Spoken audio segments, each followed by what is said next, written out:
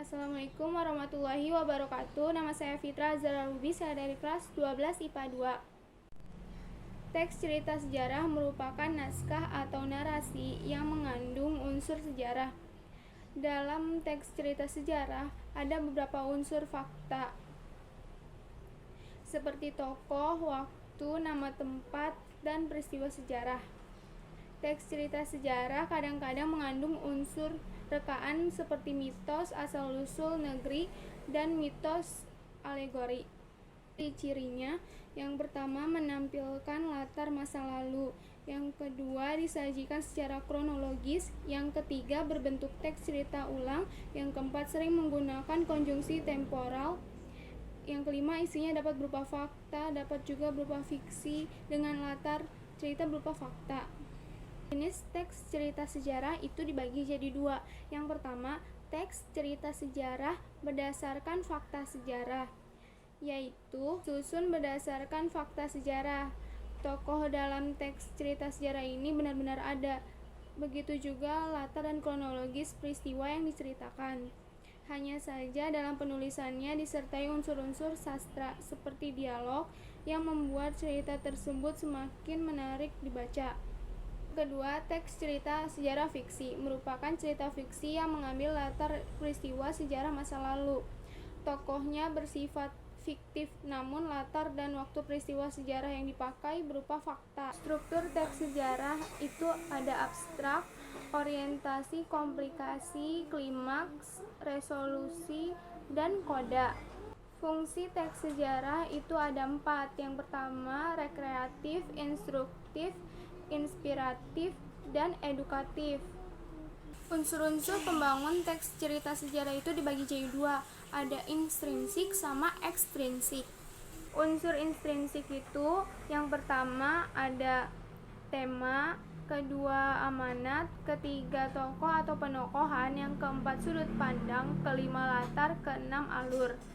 Unsur ekstrinsik yang pertama ada kebesaran pemerintahan, kedua corak penceritaan, ketiga unsur keagamaan, keempat unsur politik, kelima unsur ekonomi, keenam unsur sosial.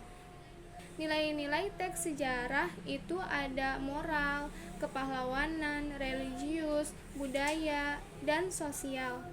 Kebahasaan teks sejarah. Yang pertama, keterangan. Keterangan adalah fungsi kalimat yang mudah berpindah posisi. Keterangan berfungsi memberi informasi tambahan dalam suatu kalimat. Dalam teks atau novel sejarah, keterangan dapat mempertegas baik tokoh maupun latar kejadian peristiwa. Keterangan mempunyai beberapa jenis. Yang pertama, ada keterangan tempat. Berfungsi menerangkan tempat kejadian dalam teks cerita sejarah. Preposisi yang digunakan dalam menandai keterangan tempat adalah di, ke, dari, di dalam, dan pada. Kedua, keterangan waktu. Berfungsi menerangkan latar waktu kejadian dalam teks cerita sejarah. Preposisi yang digunakan dalam menandai keterangan waktu adalah pada, dalam, sesudah, sebelum, dan setelah. Keterangan alat. Berfungsi menandai alat yang digunakan dalam untuk melakukan sesuatu. Preposisi yang digunakan dalam menandai keterangan alat adalah dengan. Keterangan tujuan. Berfungsi menerangkan tujuan dari suatu tindakan. Preposisi yang digunakan dalam menandai keterangan ini adalah agar, supaya, dan untuk. Keterangan cara. Berfungsi menerangkan cara yang dilakukan untuk melakukan sesuatu. Preposisi yang digunakan untuk menandai keterangan cara adalah dengan, secara, dan dengan cara. Keterangan penyerta. Berfungsi menerangkan penyerta dalam sebuah kalimat. Preposisi yang digunakan dalam menandakan keterangan penyerta adalah dengan, bersama, dan berserta. Keterangan perbandingan. Berfungsi membandingkan dua aspek baik yang sama maupun berbeda. Preposisi yang digunakan dalam menandai keterangan perbandingan adalah seperti, bagaikan, dan laksana. Keterangan sebab. Berfungsi menerangkan alasan terjadinya suatu kejadian. Preposisi yang digunakan itu seperti, bagaikan, laksana. Yang kedua, kata sifat. Kata sifat adalah kata yang menerangkan nomina atau kata benda. Cirinya itu dapat digabung dengan kata lebih dan sangat. Yang ketiga, bahasa kias adalah penyimpangan penggunaan bahasa oleh penutur dari pemahaman bahasa yang dipakai sehari-hari. Penyimpangan bahasa standar atau makna suatu kata atau serangkaian kata agar memperoleh beberapa arti. Yang ketiga, bahasa kias adalah penyimpangan penggunaan bahasa oleh penutur dari pemahaman bahasa yang dipakai sehari-hari. Penyimpangan bahasa standar atau penyimpangan makna suatu kata atau serangkaian kata agar memperoleh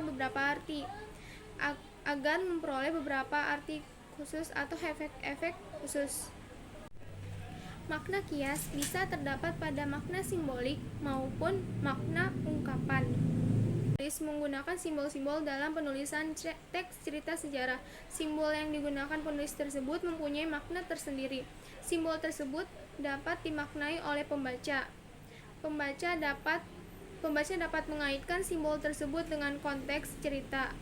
Makna simbol tersebut pasti berhubungan dengan konteks peristiwa yang diceritakan dalam teks cerita sejarah. Kedua, ungkapan merupakan salah satu bahasa kias yang sering digunakan dalam penulisan novel sejarah. Ungkapan adalah kelompok kata atau gabungan kata yang menyatakan makna khusus yang unsur-unsurnya sering menjadi kabur atau mempunyai makna baru.